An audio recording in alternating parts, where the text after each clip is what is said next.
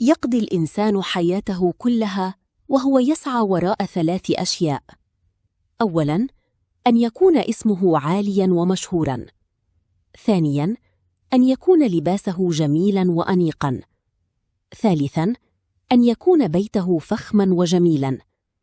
ولكن ما إن يأتي الموت حتى يغير الله سبحانه وتعالى أولاً هذه الأشياء ال3: الاسم، المرحوم، اللباس، الكفن، المكان، القبر. ومع ذلك يبقى الإنسان غارقاً في الغرور والطمع والحسد وخداع الدنيا الزائلة. تأمل قليلاً، ما الذي يدعوك إلى التكبر على حياة نهايتها كفن وقبر وذكريات سرعان ما تنسى؟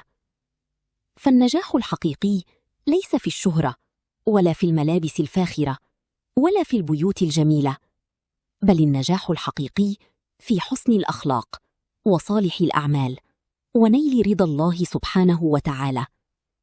يا أيها الإنسان، الدنيا فانية، أما الآخرة فهي الحقيقة الباقية إلى الأبد.